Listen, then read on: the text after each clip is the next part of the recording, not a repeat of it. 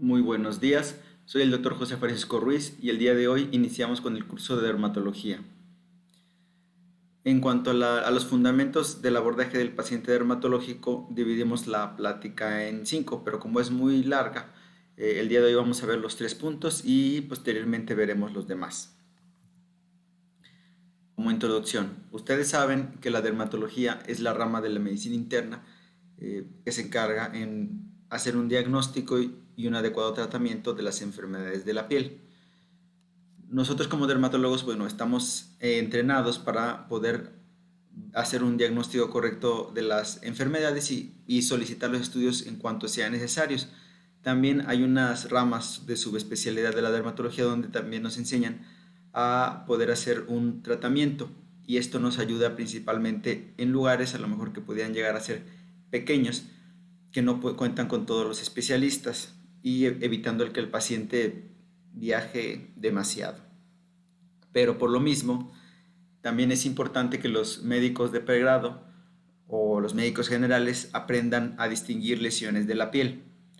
Por ejemplo, tenemos esta lesión que es una neoformación más o menos cupuliforme, hiperpigmentada, de bordes bien definidos. A lo mejor cualquier médico que no está muy bien entrenado simplemente dice, lo veo elevado y lo veo oscuro. Y con eso le dice al paciente que puede ser algo malo y o le toma una biopsia o lo manda con el dermatólogo. Generalmente no habría problema, pero hay veces, por ejemplo, que los pacientes tienen que viajar 4 o 5 horas para que lo vea el dermatólogo y al final le diga que es totalmente benigno y que no se necesitaba ni siquiera tratar. La segunda razón por la que creo que es importante que los médicos generales aprendan dermatología porque muchas veces se dan malos tratamientos. Por ejemplo, aquí tenemos una paciente que lo más probable es que tuvo alguna irritación en la axila y esta irritación en la axila la llevó, ya sea por automedicación de ella o por su médico, a administrarse de estos famosos componentes medicamentos que tienen betametasona, clotimazol y gentamicina. El problema es que una dosis alta de betametasona y prolongada puede ocasionar atrofia en la piel y esto es totalmente irreversible y a veces cuando nos llegan así los pacientes pues les decimos que no queda, o sea, realmente no tiene tratamiento esto y como les digo muchas veces es ocasionado por médicos. Y una tercera causa, y también pues, muy importante, es cuando una lesión realmente sí es un cáncer de piel y a lo mejor los pacientes llegan diciendo que fueron tratados mucho por médicos generales y la mayoría no les toma tanta importancia o a lo mejor por no querer aceptar que desconocen, le están tratando ya sea con esteroides o con antibióticos sin ninguna mejoría hasta que el paciente se desespera y es cuando llega con nosotros. Cuando están así de grandes, pues digo, si ven esta neoformación que está ulcerada y al momento de hacer la cirugía hay que hacer un poquito, unos 3 milímetros de borde, entonces esta cirugía pues, quedaría prácticamente de toda la mejilla. A lo mejor esto no la va a matar, pero pues también existen los melanomas que también ahí sí podría tener un desenlace fatal. Y en estos casos, los carcinomas vasocelulares, a lo mejor lo que nos estaríamos evitando es una cicatriz grande. Esto es totalmente lo que yo considero que es lo que se necesita para valorar un paciente dermatológico o para poder hacer un buen diagnóstico. Es igual de importante saber o entrenar tu ojo para hacer diagnósticos dermatológicos, como conocer las enfermedades y saber cómo tratarlas.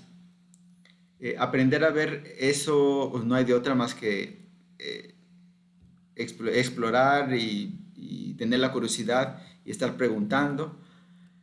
Lamentablemente a lo mejor a ustedes no les tocaría tal cual rotar por un servicio dermatológico, pero bueno, trataremos de compensarlo con las imágenes que vamos a ver durante todo el curso.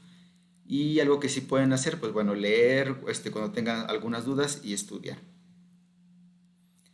Por ejemplo, tenemos estas dos imágenes que a lo mejor a primera vista pueden parecer muy similares, pero ya observándolas un poquito más con detenimiento, tenemos que la primera imagen tiene unas lesiones eritematosas como en satélite.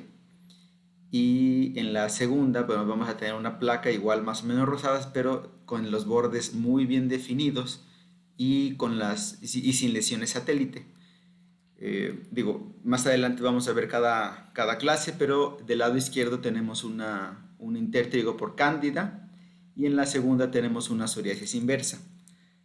La primera es mucho más frecuente que la segunda, pero pues, simplemente por la vista, o sea, por la imagen y por las características, bueno, se puede llegar al diagnóstico, pero también tenemos que conocer, y eso es lo que les digo, la parte de leer o estudiar, que es mucho más común un intertiro candidiósico que una psoriasis inversa. Por ejemplo, aquí tenemos igual un lactante. En la primera imagen se podría tratar de una dermatitis atópica, que es una enfermedad bastante común. Y en la segunda, bueno, este sería un diagnóstico diferencial, una enfermedad más grave, dermatitis enterohepática, perdón, y es una deficiencia de zinc y ocasiona estas lesiones como descamativas y rojas alrededor de la boca, en el cuerpo y alrededor del ano. Entonces son lesiones parecidas, pero muchas veces de algo que es relativamente común también tenemos que pensar en cosas pues, infrecuentes. Vean, tenemos otras lesiones que también son a lo mejor que podrían llegar a ser muy parecidas. Muchas veces en estos casos es muy importante preguntar cuánto tiempo lleva con ellas. Lo más probable que si le preguntara al paciente de la izquierda cuánto tiempo lleva con ellas, me va a decir que aparecieron de repente, más o menos a lo largo de todo el mes, mes y medio. Y por la descamación, y si encontrara una placa heráldica, que eso lo vamos a ver en su clase, bueno, podríamos hacer el diagnóstico de una pitiriasis rosada. Y lo más probable, o bueno, puede ser que el paciente de la derecha, si le pregunte desde cuándo empezó, no me va a saber decir exactamente desde cuándo, pero más o menos va a decir desde algunos 6 meses. Y a los que tienen ya un poquito de práctica, a los que se les podría haber ocurrido, se le podría preguntar a esta paciente qué se puso, y lo más probable es que les va a decir que algún corticosteroide de alta potencia, por ejemplo betametasona. Y el de la derecha puede ser que se trate de una dermatofitosis empeorada por corticosteroides o una tiña o hongos en la piel, que también lo vamos a ver en su clase correspondiente. Entonces, a lo que quiero llegar con todo esto es que muchas veces se tiene la idea que en la dermatología solamente viendo y describiendo lesiones es como vamos a llegar al diagnóstico. Pues sí es una parte muy importante, yo creo que sí puede ser la más importante, pero no siempre. Muchas veces necesitamos datos extra para poder llegar al diagnóstico. Por ejemplo, otra vez les pongo más ejemplos. En la primera imagen, este es un paciente que yo creo que desde que va entrando ya sabemos qué es lo que tiene. Casi nos dicen que podemos ser magos porque seguro este paciente fue a la playa y se manchó la piel con algún cítrico y lo que tiene es una fitofotodermatitis. Lo que pasa es que el limón o los cítricos más el sol causan quemaduras. Obviamente, bueno, hay pacientes que lo fácil es el diagnóstico, lo un poquito más complicado es el tratamiento. En caso del acné, que es la segunda foto. En la tercera foto, bueno, lo más probable es que se trate de una esporoticosis y vean cómo tiene los nódulos que siguen los ganglios linfáticos, y esta también se llama la enfermedad de las rosas. Hay enfermedades, por ejemplo, que son dermatitis de contacto, que si fuera albañil, lo más probable es que sea alérgico al cromo. Si fuera cocinero, a lo mejor es por mucho tocar cloro. Ya veremos más eso en su respectiva clase. Y si nos vamos, por ejemplo, por frecuencias, es más común encontrar una dermatitis de contacto que un hongo en las manos. El hongo de las manos sí puede pasar, pero es mucho más raro que una dermatitis de contacto. Tenemos también, ya en la imagen de abajo a la izquierda, tenemos también tumores, que pueden ser benignos o malignos, que por ejemplo es un quiste epidérmico, y por el folículo central es por lo que hacemos el diagnóstico. Vean en la penúltima foto, también es un diagnóstico, ahora sí que me gusta, porque pues es algo, a veces puede llegar a ser sencillo, y vean cómo tiene un eritema muy bien definido, prácticamente donde se pone el calzado. Lo más probable es que también sea una dermatitis de contacto al calzado. Eso es como tip, pero después se los voy a decir más específico. Casi siempre cuando hay dermatosis en el dorso del pie, vamos a tener un problema de dermatitis de contacto, y casi siempre cuando es en la planta es más común que sea por hongos. Y por último, bueno, podríamos tener un prurigo por insecto, que se podría presentar, por ejemplo, vean las lesiones que son más o menos juntas. El niño le da muchísima comezón, y lo vamos a reconocer porque pasa casi siempre en las extremidades. Y la mamá dice, viene muy preocupada porque no les dejan de salir, y casi siempre es durante la noche. Entonces, cuando tenemos el paciente, o bueno, cuando más o menos ya tenemos entrenado el ojo, nos sirve para buscar en el libro. Eh, Como les había comentado, o sea, por ejemplo, saber cómo describir una placa o saber describir una pápula, a lo mejor no les podría ayudar mucho para si ustedes quieren ir a buscar el diagnóstico en el libro. Lo que se usa para ir a buscar el libro más bien son los diagnósticos diferenciales. Por ejemplo, de las imágenes que les había puesto antes, vean que son una placa roja y descamativa. Si alguien a lo mejor, eh, bueno, se adelanta un poquito, sabe que una placa roja y descamativa de bordes bien definidos puede ser una psoriasis. Entonces, no van a buscar en el libro, no existe un capítulo de placas rojas, pero sí existe un capítulo que se llama psoriasis. Y en el capítulo que se llama psoriasis vienen siempre una sección de diagnósticos diferenciales.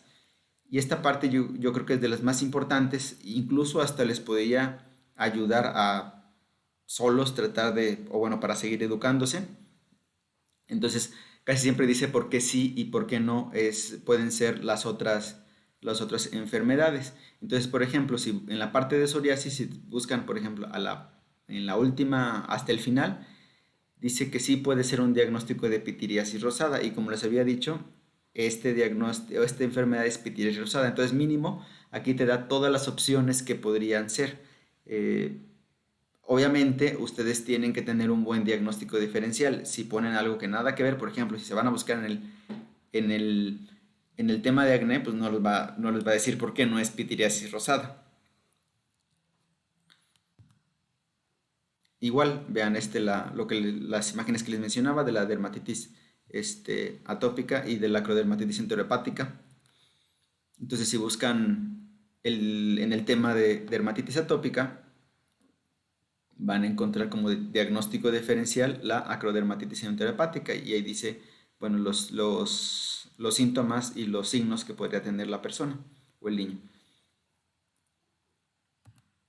Entonces, al final del curso, a lo mejor no van a saber todos los diagnósticos de la dermatología, que la verdad son pues, cientos y cientos, pero vamos a cumplir con enseñarles los más comunes. Y si tienen ustedes algo más raro, pues se pueden ir al libro a buscar los diagnósticos diferenciales para pues, ustedes hacer mejores diagnósticos cada vez y aumentando su precisión diagnóstica.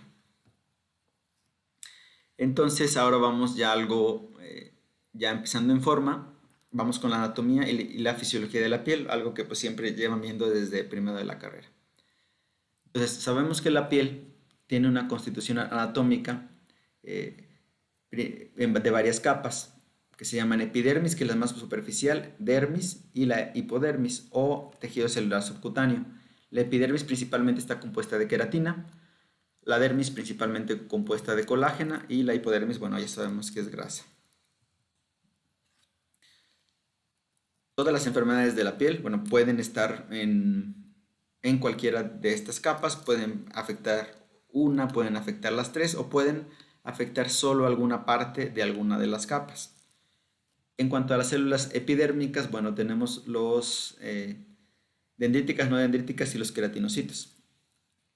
Los queratinocitos es la mayoría de las células. Vamos a ver que conforme va madurando. La célula nace en la estrato basal, en la parte de más abajo de la epidermis, o sea, de la primera de las capas, y va teniendo, de ser una célula cuboidal, se va aplanando y al final, o sea, al final me refiero hasta más arriba, va a perder su núcleo. Y cuando pierde su núcleo, ya es, por definición, ya no es una célula. Las células dendríticas, o sea, que tienen dendritas, o sea, que tienen como brazos, son células melanocíticas, o sea, que producen pigmento, y células de Langerhans, que es parte del sistema inmune. Y de las no dendríticas tenemos las células de Merkel, que da sensación táctil. A grandes rasgos son estas. Y en cuanto a la epidermis, en cuanto a las capas, como ya les había dicho, los queratinocitos van madurando. De abajo a arriba se van a llamar capa basal, que la capa basal es muy cúbica, con los núcleos más o menos grandes. El estrato espinoso o capa espinosa, y ahorita vamos a ver datos sobre la capa granulosa y la capa córnea. Aquí el primer dato de importancia es la capa lúcida. Es por definición, bueno, se va a encontrar en la capa granulosa y capa córnea. Entonces, pero esta no se va a encontrar en todas las pieles, solamente se va a encontrar en pieles muy gruesas. Por ejemplo, las manos, las plantas de los pies y las palmas de las manos, ahí sí vamos a tener estrato lúcido. En todas las demás partes de la piel solo vamos a encontrar la córnea, granulosa, espinosa y basal. Vean, lo más probable es que este sea un corte histopatológico de la planta o de la palma. Entonces tenemos el estrato germinativo o estrato basal. Se alcanzan a ver más o menos células cuboidales que están como en hilera. Los núcleos son un poco más grandes. El estrato espinoso, que después vamos a ver, tiene su nombre porque las uniones intercelulares parecen como espinitas. Y las células ya son un poquito más aplanadas, ya no son tan cuboidales. El estrato granuloso lleva su nombre porque tiene gránulos de queratoyalina en su citoplasma. Es como, sí, como unos granitos como de pimienta, se puede decir, que se encuentran en el citoplasma y le dan como un color basófilo.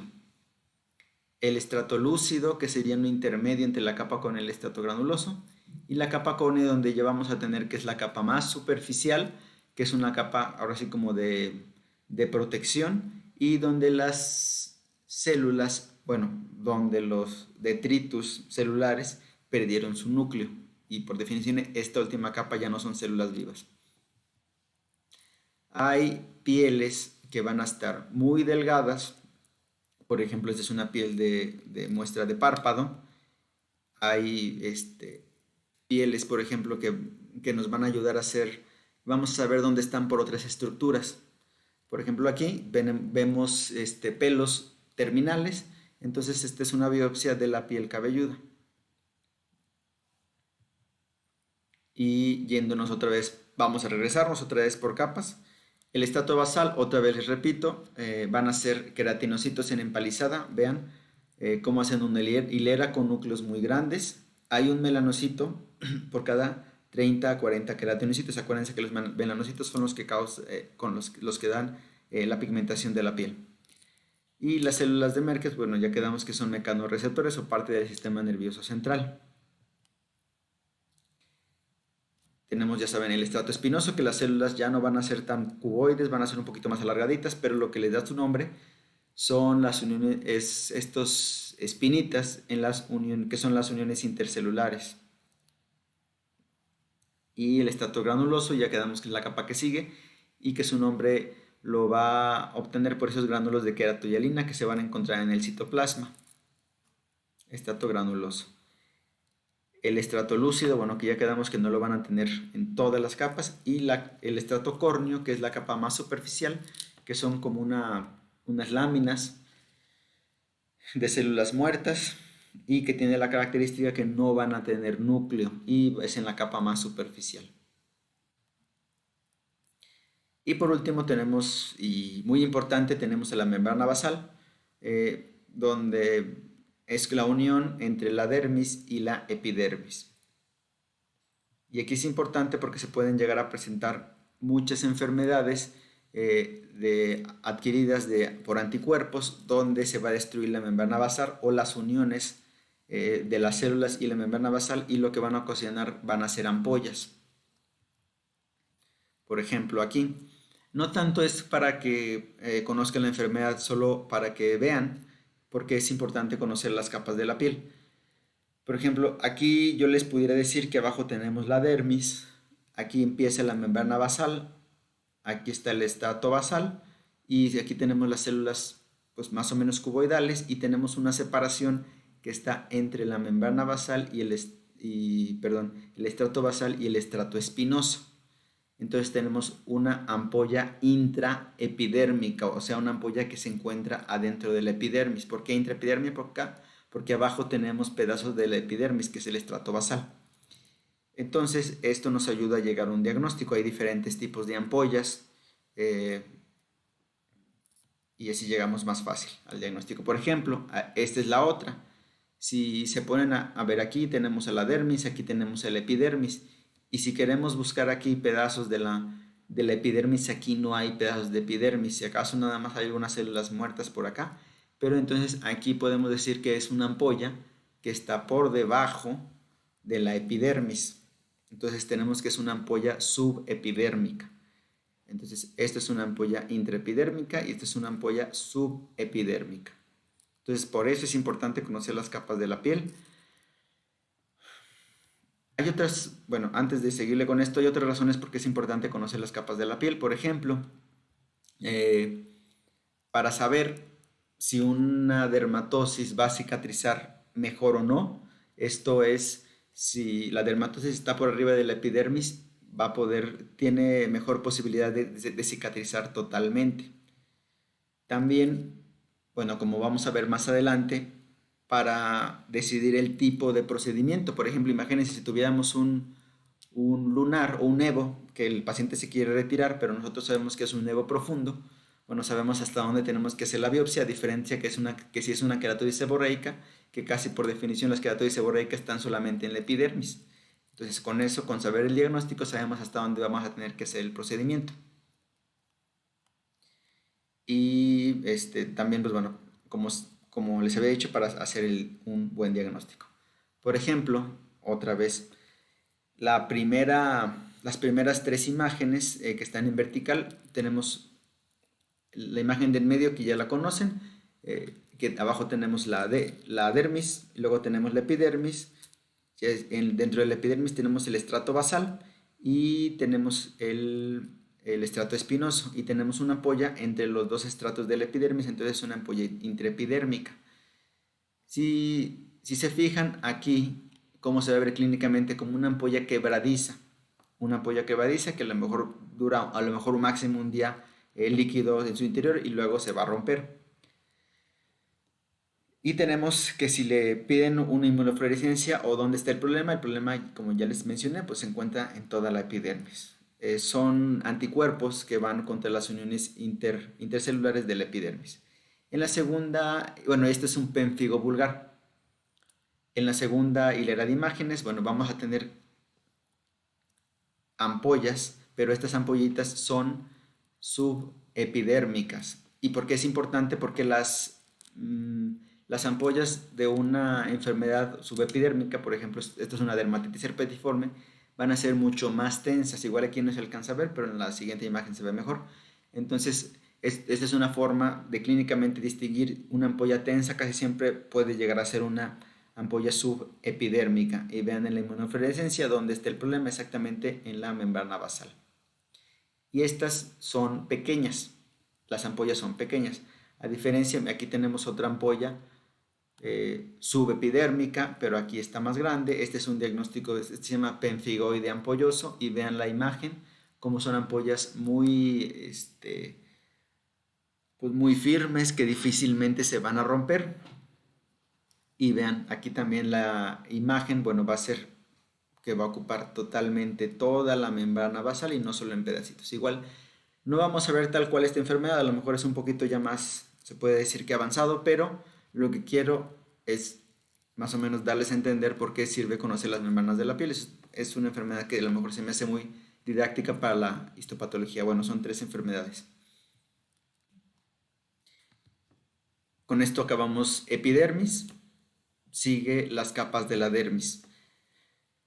La dermis, esto sí es más sencillo, se divide en dermis papilar, se llama así porque tiene las papilas, las papilas dérmicas. Las papilas dérmicas son estas, que son como ahora sí, las proyecciones que hacen la dermis entre la epidermis. Entonces, estas son las papilas dérmicas. Y por debajo, como debajo tenemos más fibras de colágeno, entonces se llama dermis reticular. Se divide por un plexo eh, venoso que a lo mejor a veces no se puede alcanzar a distinguir bien, ni en histopatología, pues, y menos clínicamente, pero sí es como otra forma, otro sinónimo, pues sería dermis superficial y dermis profunda, dermis papilar y dermis reticular. Y también aquí hay algunas enfermedades, no tampoco me voy a detener mucho. Cuando las fibras se hacen un poquito más gruesas, bueno, tenemos ya sea una cicatrización normal o una cicatrización queloide. Vean lo que les mencionaba del plexo vascular superficial que va a dividir la dermis papilar y la dermis reticular. Y hasta abajo, bueno, tenemos la hipodermis o el tejido celular subcutáneo. Y también muy importante, parte de la especialidad, tenemos a los anexos cutáneos, o sea, parte de la piel, tenemos folículos pilosos, tenemos glándulas sebáceas y tenemos el aparato unguial, que también cada uno pues, puede tener sus enfermedades. La glándula sebácea, bueno, perdón, la unidad pilosebácea para su estudio se puede dividir en tres, de más exterior a más inferior se divide en infundíbulo, istmo y bulbo. El infundíbulo lo tenemos desde la salida del folículo hasta la glándula apócrina. Posteriormente tenemos desde la glándula hasta el músculo erector del pelo, tenemos la mitad o el istmo y el bulbo, que es la parte más inferior.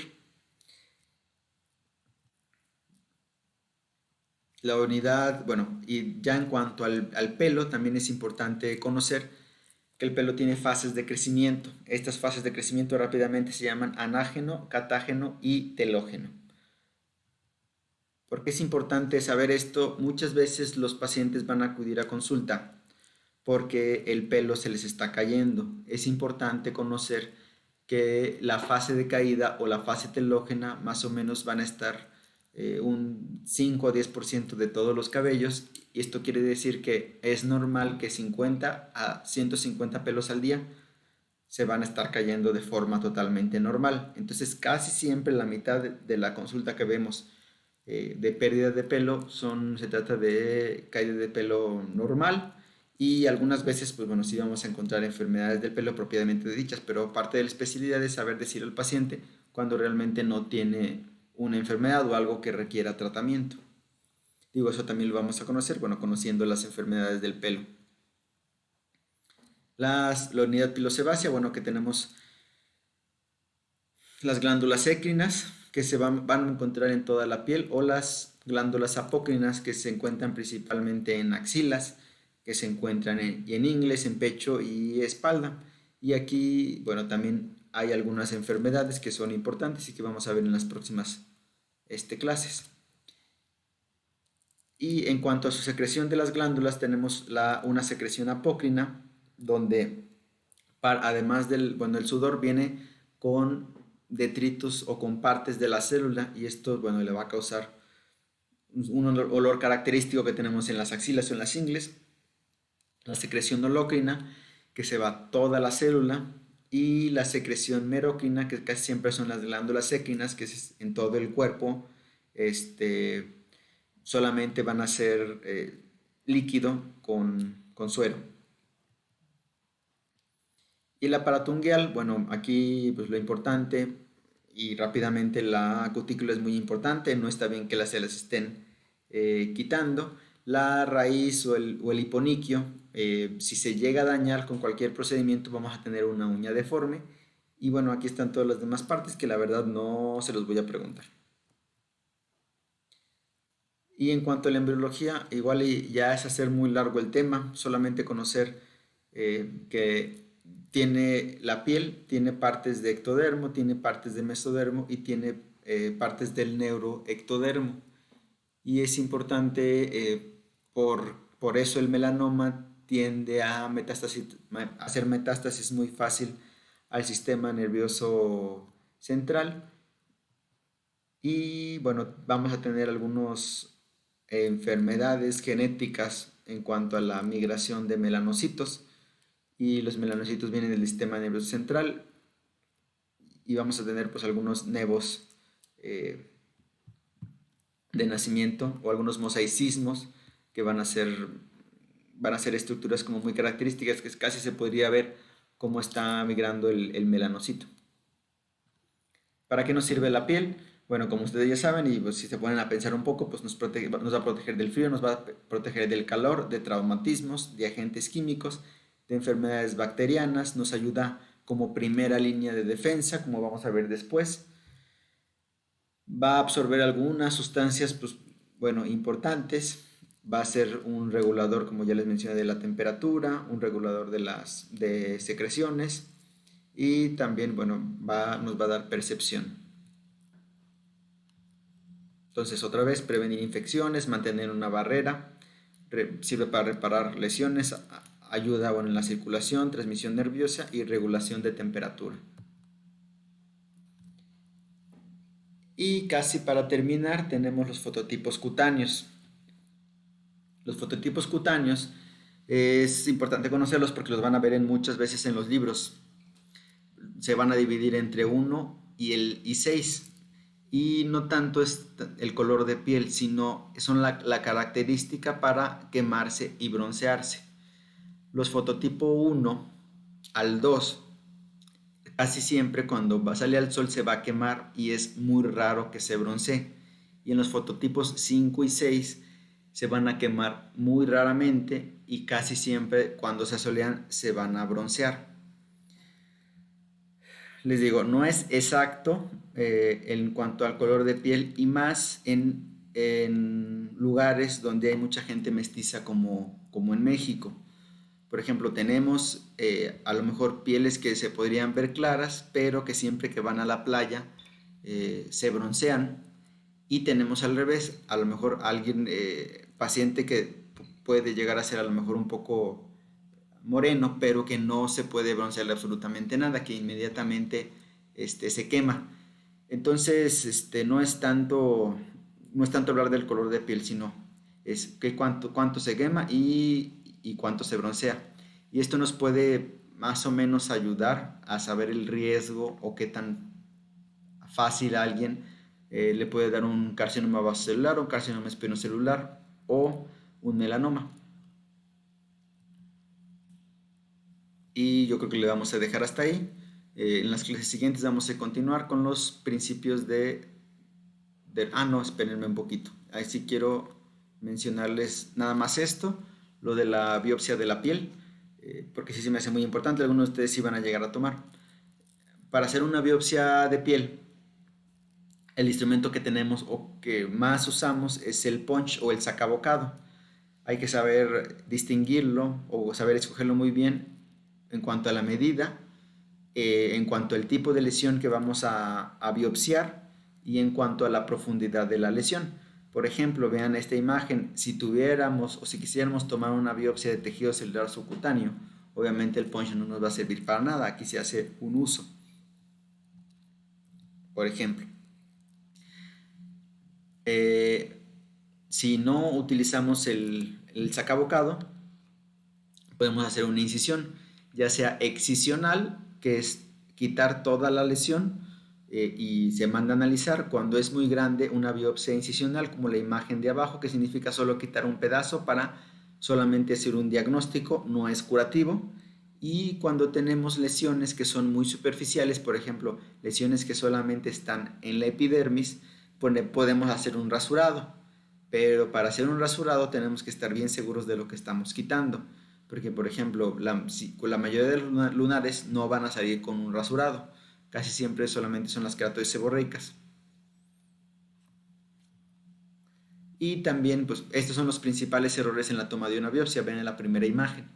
Es un tumor que se encuentra en la dermis y se nos ocurrió hacerle un rasurado. El rasurado solamente nos vamos a llevar la epidermis y la dermis papilar. Pues vemos que esto no es una muy buena opción. Y en la segunda imagen es un punch que al manipular demasiado la lesión podemos tener una anormal cantidad o podemos aumentar artificialmente la cantidad de linfocitos porque apretamos demasiado la pieza. Entonces tenemos siempre las piezas se tienen que tocar de una manera como muy suave, si no pues a lo mejor el patólogo puede ver algo más grave cuando en realidad no lo es. Y en la biopsia de piel cabelluda siempre es importante tomar la biopsia en cuanto al perpendicular a cómo nace el pelo para llevarnos la mayor cantidad de folículos completos. Esto va a ser una menos cicatriz y ayuda a un mejor estudio. Vean la primera imagen, la primera punch es correcto y el segundo imagen, bueno, está como se tomó chueco, entonces el pelo está todo en diagonal y no se alcanza a valorar muy bien todo el pelo. Esto en caso que alguna vez lo lleguen a hacer. Y vean una biopsia de tejido celular subcutáneo, como ya les dije en la primera clase. Si ustedes están sospechando, por ejemplo, de un eritema nodoso o alguna enfermedad que ustedes sepan que está en el tejido celular subcutáneo, la biopsia tiene que ser con un uso. Para nada que les va a servir un punch. Solo les va a reportar piel, dermis y epidermis normal, pero cuando el problema está en el tejido celular subcutáneo. Y ahora sí, bueno, nada más. Otra vez tenemos la epidermis. Acuérdense que es membrana basal, estrato espinoso, bueno, estrato basal, estrato espinoso, que es el segundo, estrato granuloso y el lúcido, que muchas veces no se va a tener, y el estrato córneo. Solamente quiero que se aprendan esto, bueno, de memoria, cómo se llama la separación de las células en la capa espinosa, se llama acantólisis. ¿Ok? Eso es por si se les llega a preguntar. En la acantólisis, bueno, casi siempre se va a formar una ampolla intraepidérmica, que ya lo vimos. Y si la acantólisis es la separación o la destrucción de las uniones intercelulares en la capa espinosa, la acantosis es un engrosamiento igual en la capa espinosa. Vean cómo está más gruesa o cómo hay acantosis. Un engrosamiento de la capa espinosa. Espongiosis nada más va a ser un edema intracelular por dentro, vean. Esta no se los voy a preguntar, se llama degeneración balonizante y es casi siempre se ven enfermedades virales, como el herpes. Este sí me interesa. ¿Qué pasa cuando hay menos estrato granuloso o más? Se llama hipogranulosis cuando hay menos o hipergranulosis. Ven, aquí prácticamente no hay nada de capa estrato granuloso. Entonces, hipogranulosis o ausencia de la capa granulosa. Por eso les digo que es importante no solo recitar las capas, sino cuando se llegan a preguntar, pues se ve dónde está la membrana basal, se ve dónde está el estrato espinoso y dónde debería estar el estrato granuloso y dónde está el estrato espinoso, el estrato córneo, perdón. Y si se fijan aquí, vamos a ver que anormalmente este estrato córneo también tiene núcleos. Entonces también va a haber enfermedad ahí. Y cuando la capa córnea está más gruesa, se llama hiperkeratosis. La parakeratosis son núcleos anormales en la capa córnea, como les había mencionado. Y esto se da en enfermedades principalmente como la psoriasis. Si se fijan, esta es una piel enferma. Vean otra vez lo que les mencioné. Tiene núcleos en la capa córnea y no tiene capa estrato granuloso. Es simplemente aquí el estrato espinoso y luego lo sigue con el estrato córneo. Entonces, para eso sirve conocer las capas de la piel, para también llegar a hacer un diagnóstico más preciso. Y ahora sí, hasta aquí nos quedamos. Recuerden, si tuvieran alguna duda, yo sé que ahorita es difícil por los tiempos en que estamos viviendo, pero me gustaría que empiecen a preguntar abajo en los comentarios de la página de YouTube. Yo creo que los voy a quitar los comentarios y prácticamente voy a estarlos contestando, pues voy a tratar de hacerlo diario en la semana de la clase. Entonces, ojalá que nos podamos ver pronto y denle una repasada a la clase y les voy a dejar después de esto unos ejercicios, por favor. Pues muchas gracias y nos vemos en la próxima clase.